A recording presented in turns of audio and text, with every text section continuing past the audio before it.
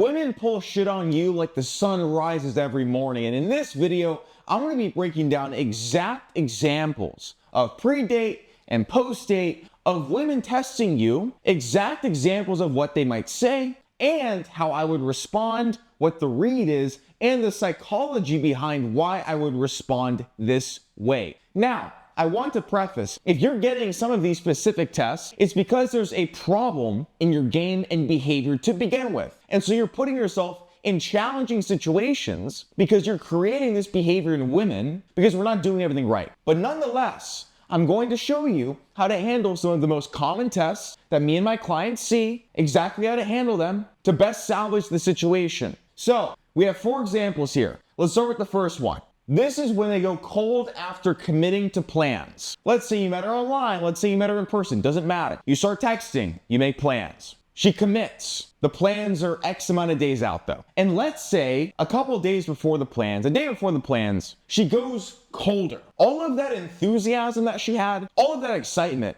is now gone. Let's say, for example, she was sending paragraphs to like, yeah, that's cool. Or like, okay, sure, after plans are made. Now, we lost the magnetic pull because we over pursued. Anytime you have a woman, let's just say in this example, but literally anytime, you have a woman that was high enthusiasm, high interest, high excitement, high intrigue, all of these things. And over time that lowered and that lessened. It's because we reciprocated her energy. We reciprocated the excitement. We reciprocated the paragraphs she was sending and the exclamation points. Because here's a brutal truth about attraction and seduction with women. If you guys, this is you and this is her. If you go towards her, she cannot come towards you. You guys sway in the same direction. And so if she's coming towards you and you went towards her, she had to go backwards. The only way a woman is going to be coming towards you continuously is if you're going in the same direction away from her, not towards her, away from her in terms of effort, enthusiasm, response time, cadence, etc. This doesn't happen. It does not happen with women. And so she was doing this and you did this. So she ran because there can only be one pursuer. And if you want a great dynamic and you want it to be her, you cannot go towards her. She will go away from you. And so what happened here is you went towards her because you reciprocated, and then she got kind of grossed out, pulled away. And as a result, in her mind, you lost value, you lost power, you lost status, all of these things. Because if you're going towards her, it subconsciously triggers, even though she baited you into it, even though she instigated the dynamic of enthusiasm, you still went towards her and showed high levels of effort and enthusiasm. Subconsciously, she views you as lower status now because powerful guys that are above her don't pursue her. They don't want to be pursued. Yeah, you have to talk to her. Yeah, you have to coordinate plans. But it's very different than pursuing and being high effort and high energy. This is what happens. Now, the response is you either flake first, you give her an out, or you try and pivot in a low effort way. The worst thing you could do is she's doing this and you're doing this is continue that route because she's looking for a door. She just hasn't found it yet. Very soon there will be a door and she will slip out and you can no longer even do this. So if this is happening, you need to stop moving. That doesn't mean you just ghost, but it means you stop pulling towards her. It means you stop with all this effort and this enthusiasm and this energy. You match it. Now you're having a standoff. Now you're both not moving. If there was genuine intrigue and desire, she will start to creep back towards you. Like, what's going on? Because if you don't match and you keep going, guaranteed suicide. So you stop. And even doing a hard pull away, like flaking first or giving her an out, can boost up her effort and energy when done the right way. So let's say she says this, yeah, that's cool or whatever, and you're picking up the vibe that like effort has gone to the drain. You can then say, like 5 hours later, hey, I might actually have some other shit to do. Like, are you for sure down for tomorrow? Because if not, like I'm gonna do X, Y, Z. Just make some shit up. And now you're doing this with her over here. And this is gonna be a stress test of her desire. If her desire was low to begin with, she's gonna flake out. If it was high, she'll be like, oh fuck, and go towards you. Because you put the balls in your court by being the one that has the controller. You're not just at her mercy going along with everything.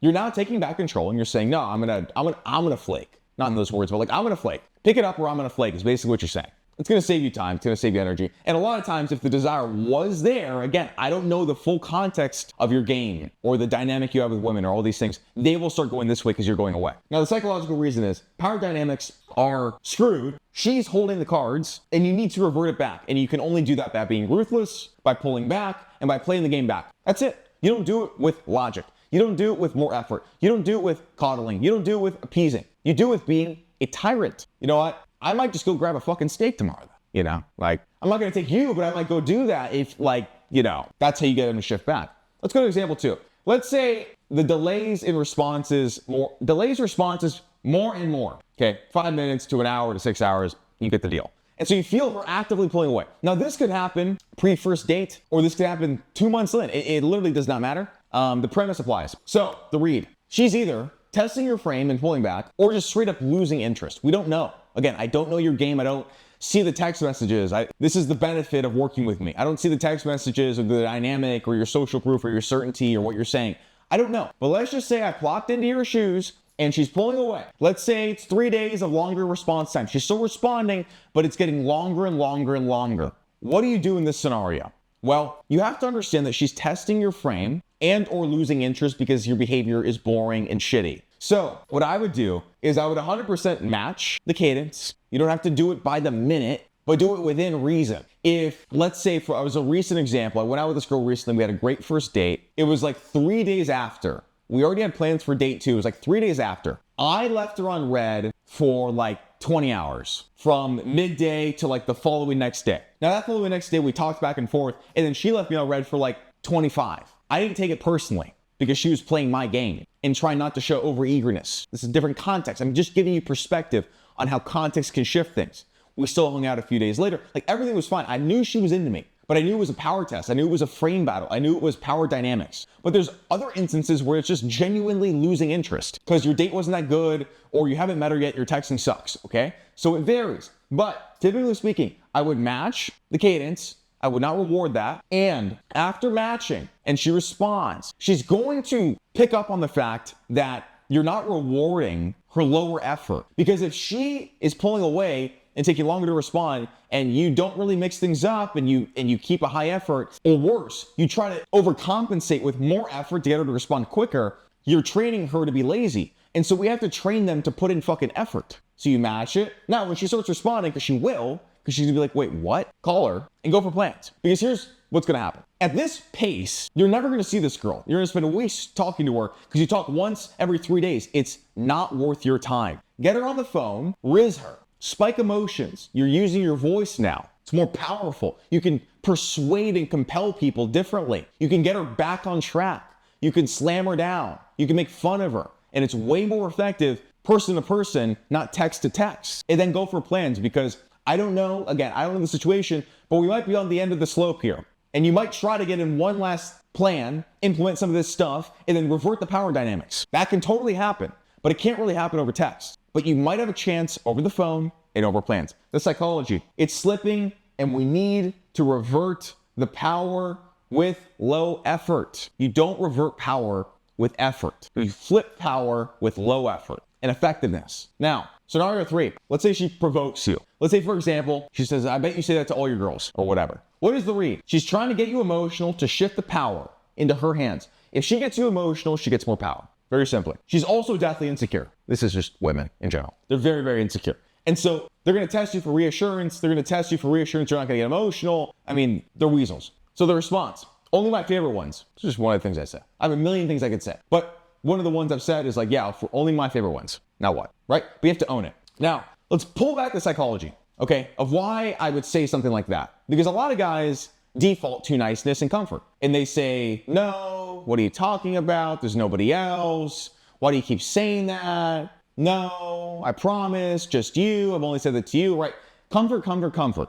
They don't want comfort. They want to see that you're powerful. They want to see that you're not going to get emotional. They want to see that you can handle tension. They want to see that in the line of fire, as they're shooting you like in War Dogs, with trying to provoke you, with playful insults, with all this shit, you just stand there like this and take it. And not take it because you don't get wounded, but you just stand there and you're unfazed. That is the ideal energy they want to see from you. They don't want to see you duck and cover and say, please stop it, it's nobody else. That's basically how they view you defending yourself or getting emotional or trying to logically prove her wrong. That's how they perceive you. And so therefore, the perceived power and status and leverage in her mind of you goes down when you get emotional, when you defend yourself, When you try to not have her be upset, you infuriate her. When you don't care if she's upset, you please her and arouse her. This is female psychology 101. And so when she says, I bet you say that to all your girls, only my favorites, come here, and then you fucking drag her head around,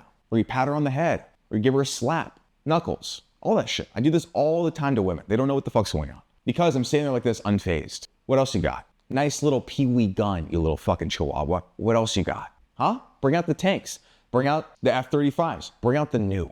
I'm gonna stand here like this, and I'm literally never gonna get emotional, and you're never gonna be able to rage bait me, and I'm literally never going to not double down. As a result, respect increases, desire increases, primal desire sexually increases, because they view that as like, fucking A. Thank God. Thank God I, a little weasel, cannot emotionally shift the guy I'm with, because he is supposed to be a leader, he's supposed to be a rock, and I'm the one that is a leaf in the goddamn wind getting emotional. He cannot also be a leaf. He has to be standing there while I try to make him a leaf. That's more or less what happens every single time they try to provoke you. And so the psychology is this. We didn't get defensive. If you look at my response, right, and there's a million variations.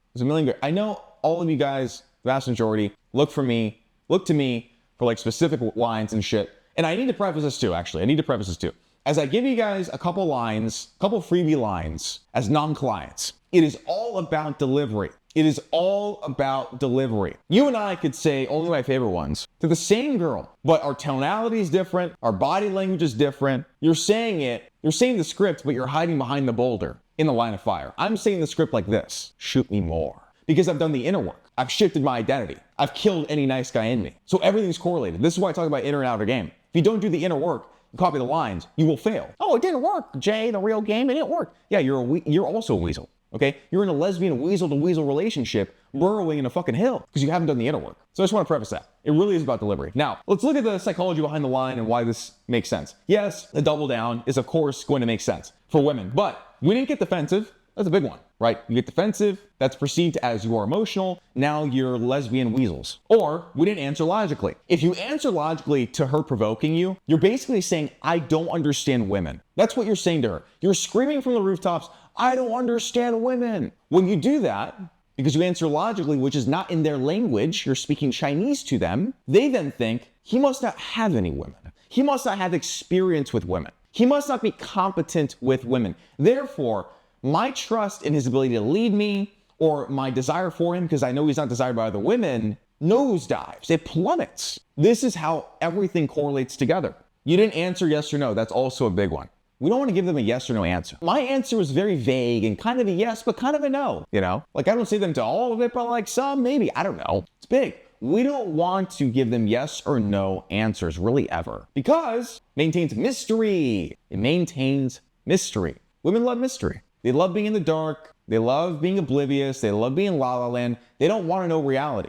At any chance they can get, when they ask you shit, they're hoping you take them to la la land. I'm able to do that with the mystery of not answering yes or no with a vague answer. It's like kind of yes, kind of no. Also, it's kind of a backhanded compliment, which kind of helps me in this scenario because I'm being a dick. And so if I'm being a dick, but I also can deliver it non-verbally and kind of tell her she's one of the favorites and then show some physical affection, emotional polarity in real time. This is why I'm a coach. Number 4, last minute flake. Hey, sorry, can we reschedule? I have so much work. Let's say it's 4 hours before the date or something. The read may be legitimate depending on the stage on which you guys are in and what's going on, or not feeling enough certainty, desire, intrigue. It really comes down to that. If a girl does not show up on a date with you, it really comes down to desire, certainty, and intrigue.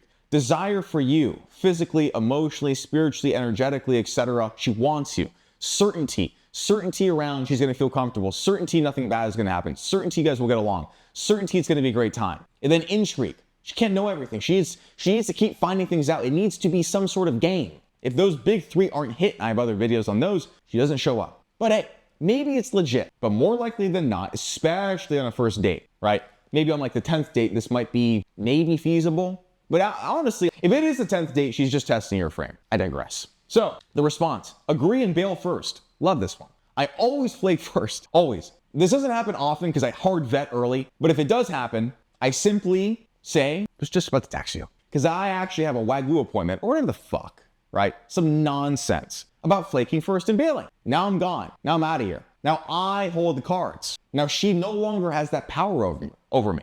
She does not. Now I have the power because I bailed and I flaked and I'm in charge. She tried to test my frame, but at the end of the day, here's what this says, right? Now I'll go into the psychology. You optimize for power and respect to have any chance at salvaging this. It's possible if this is a first date, you're never gonna talk to her again and she's just done. Like, that's very possible, we don't know. But here's what I will say. If you want any chance at salvaging this, literally any at all, you always have to be optimizing for power, respect, not accommodation, not giving them grace, not being naive. That guarantees she'll never want you. If you want any chance at rebounding this, you have to optimize for power and respect. Because let's face it, if a girl flakes on you, she doesn't respect you that much, unless it's legit, but she doesn't really respect you that much. What gets a woman to respect the living shit out of you? You being a dictator, you drawing a line in the sand, you walking away, you going to the table, the negotiation table, and being willing to nuke everything. That is the guy they will respect the most on planet Earth. A guy that is willing to nuke it all, walk away, lose them. I don't give a fuck. This guy, remember? In the battlefield, just standing there. Shoot me more. I don't give a fuck. I will walk away. I will nuke it all. I will block you, never talk to you again. The fear creates the respect, which creates the desire. And if we don't instill the fear of us being tyrannical, we don't create desire and we don't create the want to meet us. And so there's only one way to handle this. And it's with bailing first, being willing to walk away and not giving a fuck. If you want all my lines and all my reads and all my scripts and 15 plus years of experience to make you a master woman in dating, click the links below. I will see you in the next video.